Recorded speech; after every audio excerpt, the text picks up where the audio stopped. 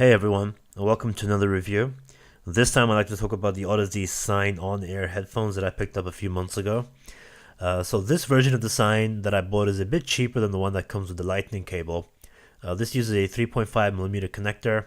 This is ready to be plugged into pretty much anything. So the cables are completely removable and have a certain look about them, completely flat and with angled connectors to the cups. The air cup shape looks a bit unusual to me.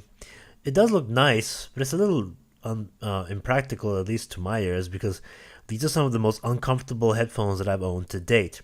Now, this isn't because of the high clamp or weight, both of these things are not a problem, but it's because the pads themselves look like they would fit low polygon elves in Ocarina of Time rather than humans with larger than standard ears.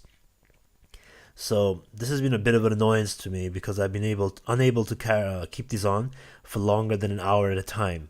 And on top of that, the isolation is nothing to write home about either, which is a bit odd because if these are meant for outdoor use, like many on-air headphones are, you'd think that they'd isolate better.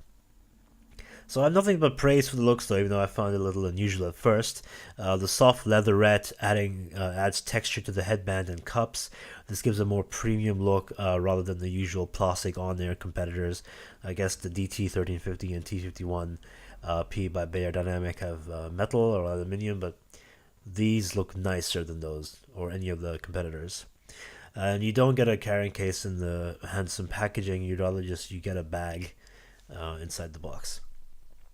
So sound-wise, the Audeze Sine is a headphone I can get behind sound-wise. I really prefer it over the more expensive Audeze EL8 Open. The Sine is an on-air headphone with a tuning that is not commonly found in this form factor, to be honest. So it doesn't try to hammer you over the head with elevated bass.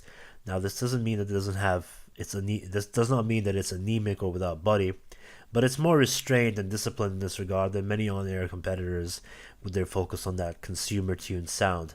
So the more laid-back bass of the Sine might be because it's the standard edition, though, by the way, because I have heard the lightning cable adds a few decibels of bass volume, but I don't have that, and I don't have an iPhone to test that with, so I don't know.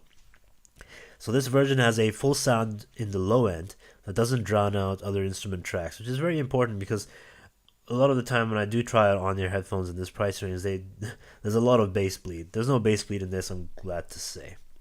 But the problem is that the problem with the bass is that at the very low registers, the bass has this tendency to oscillate a bit. The signal seems to oscillate, which is quite strange, and the consistent tone doesn't appear until around 35 to 40 hertz. While the bass extension isn't as spectacular in regular music listening, the songs that rely on such a low register won't sound tight in the bass region, but rather just barely held together, which I find a little odd. One example of such a song is the song "Angel" by Massive Attack. It's driven by a very deep bass line, and the bass line on this does sound a bit strange to me. So the mid-range is smooth and quite linear in its ascent, making male vocals ring out quite clearly and effortlessly. And guitars sound largely accurate, like Soundgarden's Black Hole Sun shows how the Sine is able to do justice to the famous chorus effect on the guitar, the clean guitar playing in the verses. It shimmered along just as it should, and the distortion in the chorus sounded crunchy enough as well, so the tonality is pretty impressive, I must admit, in the mid-range. So the soundstage is a bit narrow, but the Sine manages to image quite well. Instrument separation was pretty good, and I didn't hear any stumbling or much overlap going on. So vocal harmonies come through quite clearly, such as the three vocal tracks that are on the chorus of Fleetwood Mac's Dreams. They sound distinct and well panned on the Sine. So I've been using words such as smooth yet dynamic to describe the Sine, but I'd also like to say that this is a bit veiled of a headphone. This is because there's a rather pronounced drop in the presence region that is felt with some genres. What is weird to me is that the drop suddenly gives way to two pronounced jumps in the treble, one between 6 and 7K and another very strong one at 10K. These do kind of make the headphone a bit sharp and grating at times, I have to admit, but it does give it some energy. Despite the treble being quite hard and not all that natural sounding to me. A little bit of a plasticky timbre up there. Funnily enough, listening to the Sine is a smoother experience out of my Galaxy S8 Plus than my Gumby and NFB28 amplifier, which I used to do this review. Someone claimed this may be because of the phone's output impedance changing the sound a bit, but I'm not sure.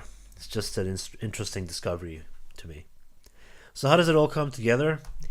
I'd say it does so quite well and beats the Oppo PM3 for the sheer reason that it has some life in the sound, but the PM3's comfort is far, far better.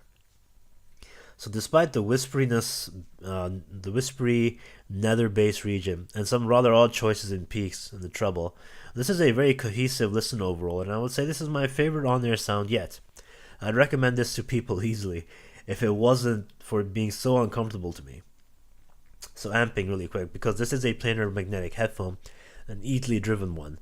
I did notice that the bass movement and accuracy benefited from amplification, but my phone did just as fine. Well, not just as fine, but did pretty good. I did have to crank it a bit though, at full volume for quieter genres such as classic rock and jazz. Yeah, I had to crank it for those, but about 80% for metal and rock, so yeah, your phone will be doing a lot of work with these. So to sum it up, my ears are sore as I wrote this script, and that's frankly a problem. Once again, I've only been able to wear these for a bit over an hour at a time, and I do get that your mileage may vary, but I do speculate that these may be getting returned quite a bit because of this reason, because people will buy them and see that they're not that comfortable.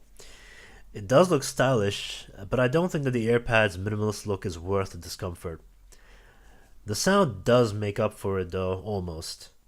And seeing how this doesn't isolate particularly well or get especially loud out of a phone, I don't see why you would want one for public use.